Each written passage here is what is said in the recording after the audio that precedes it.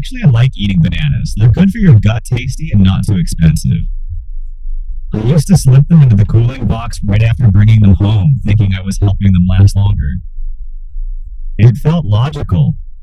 Cold slows decay. Right? Turns out I was wrong. At first, I only noticed the color. A perfect yellow banana would turn patchy and dull overnight. The peel blackened, the stem dried, and the smell of that soft, sweet scent was gone. When I peeled one open, the fruit inside was still pale, but the texture had changed. It was dry on the edges, hard in the center, and strangely tasteless. I thought maybe it was a bad batch, but it wasn't the fruit. It was the fridge. Bananas are tropical by birth. They grow in heat, ripen in warmth, and depend on temperature to trigger a natural chain of reactions. When you put them in cold air, anything below about 55 degrees Fahrenheit, that system shuts down. It's called chilling injury, and it happens inside the cells long before you see black spots on the peel. Inside every banana are enzymes, little biological machines that turn starch into sugar. That's what makes a banana go from bland to sweet, from chalky to creamy. Cold air paralyzes those enzymes. Instead of finishing their job, they stop halfway. The starch remains trapped, the fruit stays firm, and the sweetness never fully develops. At the same time, cold ruptures tiny cell walls, so when the fruit warms back up, it bruises easily and tastes flat. Dr. Emily Hartwell, a nutritionist at the University of Georgia, explains it simply. Cold interrupts the banana's respiration process. It's not just about appearance. Vitamin C and phenolic compounds degrade faster once the cells are damaged by chill. In plain words, when you refrigerate an unripe banana, you're not saving nutrients, you're losing them. The peel darkens because pigments called polyphenols oxidize faster in broken tissue. The fruit softens unevenly, and what should be a balanced, mellow sweetness turns into a dry, dull bite. Even the aroma changes. That familiar banana smell, the one you catch before breakfast, comes from volatile compounds formed during ripening. Cold stops their formation. So when you chill an unripe banana, you're cutting off its flavor before it's born. The right way is simpler than we think. Let bananas ripen at room temperature. When they start to show freckles or a few brown spots, that's when they're at their best, sweet, creamy, rich, and antioxidants.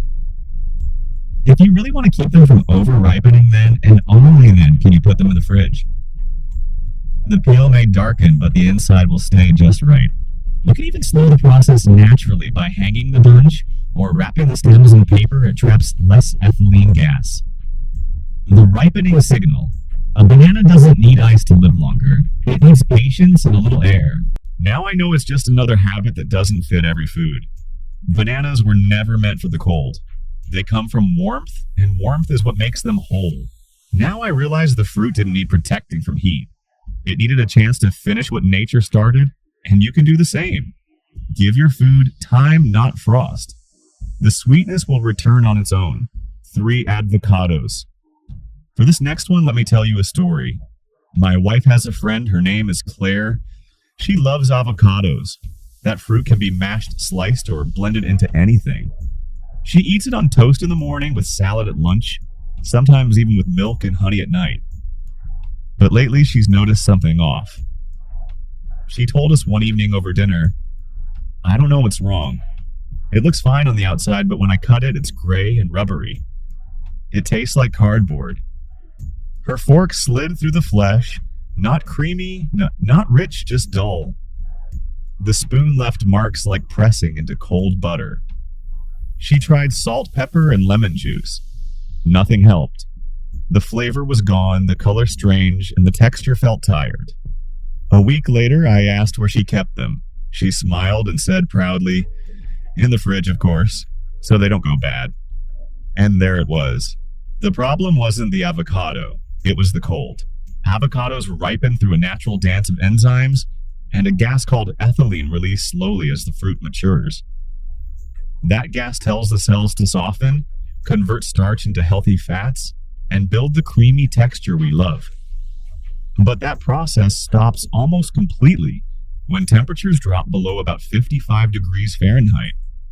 Instead of ripening, the fruit's biology freezes in place. The cell membranes stiffen, moisture escapes, and once you take it back to room temperature, those damaged cells collapse. The result? A mealy, brownish, lifeless avocado that never had the chance to become itself. Dr. Samuel Ortega, a food scientist from the University of Florida, explains, avocados are climacteric fruit, meaning they continue to ripen after harvest. Cold storage before ripening disrupts enzymatic activity and lipid metabolism. The oils oxidize faster once cell walls are weakened by chill. In plain words, refrigeration too early kills both the flavor and the nutrition. Cold also harms what makes avocados unique, their monounsaturated fats. These healthy oils stay stable at normal kitchen temperature, but once chilled before ripeness, they undergo partial crystallization. That's why a once smooth avocado feels grainy. Vitamin E and certain antioxidants also decline faster when the fruit is chilled and then rewarmed. What you get is an avocado that looks like food but eats like paper. Claire didn't know that. None of us did, really. We've been told for decades that the fridge is the hero of freshness, the silent guardian against rot. But for avocados, that guardian becomes the thief. She started keeping them on the counter instead. Just a small bowl near the window where they could ripen in peace. When one softened slightly under her thumb, she moved it into the fridge just for a day or two, no more. The next time she made toast, the knife slid through like silk. The taste returned nutty rich, almost buttery. She smiled and said, "Now I get it. Avocados need time, not protection. The trick," she says, "is learning to wait. Ripen first, chill later. If you want to save half sprinkle lemon juice on the cut side and wrap it tight before refrigerating. That slows oxidation without ruining the rest." I've thought a lot about her story since then. It's funny how we try to save things that never asked for saving. Avocados don't fear warmth. They depend on it. Their softness is built from patience, not cold. Now Claire tells everyone I stopped hiding my avocados in the fridge. I just give them time. And maybe that's not just advice for fruit. Maybe that's a small truth for us too. Picture this: a perfect watermelon cold from the fridge dripping on the counter. It looks like summer itself, that red shine, that promise of sweetness. But what you see isn't what you'll taste. Inside, something's already gone missing. The truth starts with biology. Melons are warm-grown fruits. They ripen best in fields that touch sunlight and hold steady warmth. Once harvested, their cells are still alive. They breathe slowly through microscopic pores in the rind. When you move a whole melon into the fridge, the air that feels fresh to us becomes shock to them. Temperatures below about 50 degrees Fahrenheit make the fruit's cell membranes stiffen. The inner tissues respond by releasing water toward the rind. Enzymes that convert starch into simple sugars lose activity, and the flow of natural sweetness simply stops. You can't see this process, but after a few days, the inside begins to flatten and taste. The juice is still there, but the flavor is thinner, as if someone turned the volume down. At the same time, the compounds that create the melon's aroma, the faint floral notes, the clean edge of freshness, degrade faster in the cold. Those molecules are volatile, meaning they like to move in warm air. The refrigerator slows that motion to near zero, so the scent fades before the first slice ever hits your plate. The cold preserves appearance, yes, but at a cost. What you keep in color, you lose in character. One woman I met who runs a small cafeteria near the station learned that lesson the hard way. Every morning she cut up whole melons to make fresh juice a quick summer favorite. But lately, customers started returning their cups half empty. "It's not sweet anymore," one told her. "It tastes like water." She checked the fruit, thinking it might have gone bad in transit. It hadn't. The mistake was right in her back room. The melons, all perfectly whole, had been sitting in a walk-in fridge for nearly a week. When she sliced one open, the problem was clear. The flesh was pale, the texture grainy, and the juice ran thin instead of thick. The cold had drained it. She tried leaving a few melons on the counter overnight, and the difference shocked her.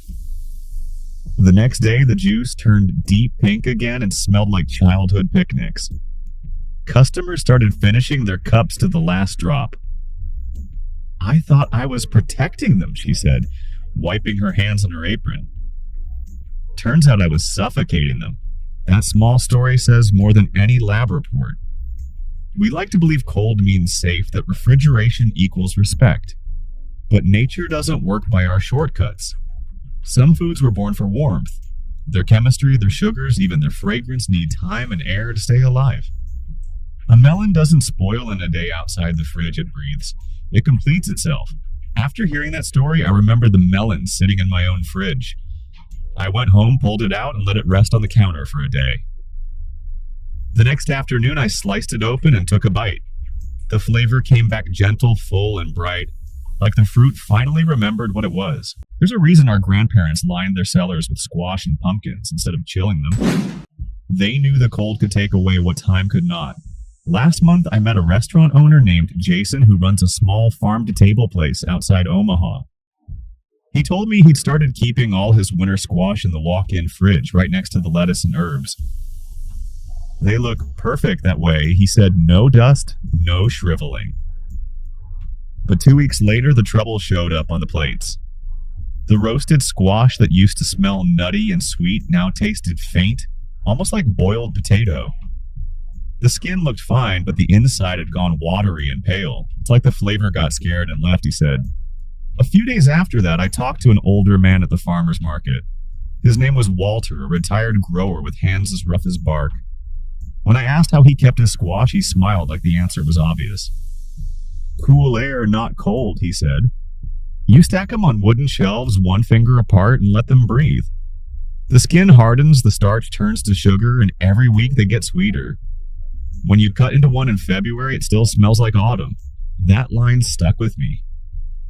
The contrast between Jason's pale, watery squash and Walter's deep orange ones was more than age, it was understanding. Cold doesn't just stop decay, it stops life. Here's what happens inside. Squash is built for patience. Its flesh is dense with starch that slowly turns into sugar over time, as the fruit rests in a steady, mild climate around 50 to 60 degrees Fahrenheit. That's its comfort zone. But the fridge sitting near 40 degrees confuses it. The sudden chill locks its pores, pulls moisture toward the surface, and causes small ice crystals to form inside the flesh. The result isn't visible at first, but once cooked, that moisture leaks out. The texture turns grainy. The flavor loses depth. It's like storing a violin in a freezer and wondering why the sound goes dull. In the fridge, the squash never has the chance to ripen into its second life. It waits suspended between raw and ready until time simply dries it out. The refrigerator keeps color, but kills the slow transformation that gives winter squash its soul. That nutty sweetness that deepens after weeks in a dry, cool room. Jason told me he stopped refrigerating them after the third complaint. Now he keeps his stock in wooden crates near the back door away from sunlight. Funny thing he said, laughing, I thought customers wanted fresh. Turns out they wanted flavor. I can still hear Walter's voice when I walk through the market stall, slow, steady, certain. Cold makes things quiet, he said, but food ain't supposed to be silent. And maybe that's the truth behind it all. Some foods need noise, the quiet hum of air, the slow warmth of time to finish their story. The fridge, for all its power, doesn't understand rhythm. As Chef Thomas Keller once said, good cooking is about letting ingredients reach their moment, not forcing them to wait. For squash, that moment doesn't happen in the cold, it happens in the patience between harvest and heat. I once thought eggplants were sturdy, dark, glossy, built to last. They looked like armor you could cook. Thick skin, heavy in the hand, solid in color. The kind of vegetable you could forget in the fridge for a week and still get away with it. I was wrong. The first time I pulled one out after a few days, it felt soft as a sponge and smelled faintly metallic like wet coins. The skin had dulled the purple, gone to gray, and the inside, when I cut, it was streaked with brown veins that shouldn't have been there.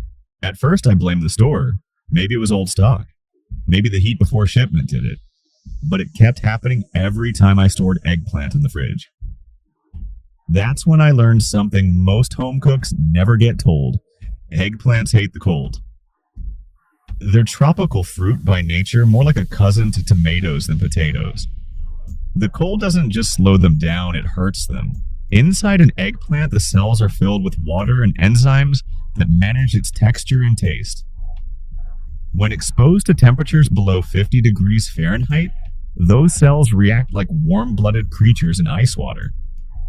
The membranes stiffen, tiny air pockets form, and when the fruit warms up again, the trapped moisture leaks out and bruises the flesh from within. It's called chilling injury, not rot, not spoilage, but internal damage caused by cold. You can't see it until it's too late. The cut surface turns tan or brown because enzymes like polyphenol oxidase activate when the membranes break. It's the same reaction that makes apples darken only faster. That brown color brings bitterness, a slight metallic taste, and a smell that feels off even before the bite. The texture too shifts from firm and meaty to soft and spongy. It's like the fruit forgot what it was supposed to be. At a local market near my place, there's a woman named May who sells vegetables straight from small farms. She told me she used to chill her eggplants overnight to keep them fresh. Customers began returning them not because they looked bad, but because they cooked strange. They soaked up oil like crazy, one said. They never browned right. May thought maybe her supplier changed something. It wasn't the farm, it was her fridge. Eggplant flesh, when cold damaged, loses its cell elasticity. So when it hits the pan, oil rushes into those tiny ruptures like rain into cracked soil. The flavor fades, replaced by grease. The cold doesn't make eggplants last longer, it simply makes them fail more slowly. Now May stores hers in open baskets in the back, out of sunlight, but still airy and cool. They last 3 days, sometimes 4, she said. But every one of those days tastes better than a week in the fridge. She smiled as she handed me one smooth, glossy heavy. It looked alive again. I cooked that eggplant the same night. The knife slid clean through the slices, firm but not tough. In the pan, they browned evenly and smelled faintly sweet like roasted nuts in summer soil. It reminded me how delicate real freshness can be, not measured by days or degrees, but by respect for how food breathes. The fridge is a machine built to silence decay. But sometimes silence isn't preservation. It's a pause that kills from the inside out. The eggplant taught me something simple. Some foods wear strength on the outside, but lose it the moment we mistake silence for safety. Have you ever seen a pack of okra sitting firm and bright on the vegetable aisle? They look perfect, straight green and spotless under the cool lights. You think that's the best way to keep them fresh. I'm so sorry, but that's not the best way. The truth is, supermarkets chill okra not for flavor, but for looks. Cold keeps them stiff, slows their color fade, and gives that illusion of crispness shoppers love. But what you see is not what you get. The second those pods sit below 45 degrees Fahrenheit, they begin to change inside. Their skin cells built for warm fields start leaking moisture. The outer layer blisters. The gel that gives okra its natural snap thickens, then breaks. By the time you bring it home, it's already started to die quietly. That's why when you slice them cold, okra doesn't pop, it droops. The inside feels sticky instead of springy. The fridge steals their voice, the little sound they make when freshness meets knife. I once met a chef in Louisiana who taught me that. His name was Rufus Dean, a man in his 60s with hands that smelled of pepper and smoke. In his kitchen, there wasn't a single crate of chilled okra. Colds for milk, he said. Not for vegetables that still remember the sun. He kept them in wide wicker baskets open to the air fan humming in the corner to keep the flies away. You let them breathe, he said, and they'll thank you in flavor. He told me supermarkets chill okra because it sells faster that way. The firmness fools the eyes, not the tongue. They want it to look alive, he said, but the minute they put it in the cold, it starts dying from the inside. I asked if customers noticed the difference. He smiled, shrugged. They don't know what they're missing until they taste one that's still got soul. Then he invited me to eat. That night he cooked a simple okra and tomato stew. Nothing fancy, just cast iron, a little salt, a squeeze of lemon and thyme. The okra hit the pan and sizzled bright and green. It didn't melt into slime. It held its shape, soaking the sauce, but keeping its own spirit. When I bit into one, it cracked softly, tender, but alive with a faint sweetness and the scent of earth after rain. Rufus watched me and grinned. "See," he said. "That's what warmth does. It finishes what the sun started." Since that meal, I've never looked at those chilled supermarket packs the same way. The light above them might make them shine, but the truth is the cold is only pretending to care. It's there for the store's schedule, not the plant's rhythm. Okra doesn't need the fridge. It needs air, a little patience, and a quick pan once it's ready. That night at Rufus's kitchen, the world slowed down for a while. He called it simple food. I called it proof. Because that dish, soft, bright, and alive, was one of the best meals he ever served me. And it came from okra that never knew the cold. We fill our fridges with faith that cold means safe, that temperature equals trust. But food doesn't live by our logic. The 7 foods you just saw, cucumbers, bananas, avocados, melons, squash, eggplants, and okra, weren't built for silence. They were born in warmth, carried flavor through air, and finished ripening in time, not frost. Refrigeration isn't the enemy, but it's not the answer to everything. Sometimes what spoils food faster isn't time, it's misunderstanding. So the next time you bring groceries home, pause before you open the fridge. Feel their weight, smell their surface. Let them breathe even just for a day. Because flavor, texture, and life itself can't always be saved by cold. Maybe that's the real secret. The best kind of freshness isn't the one that hides behind a door. It's the one that grows with care and patience.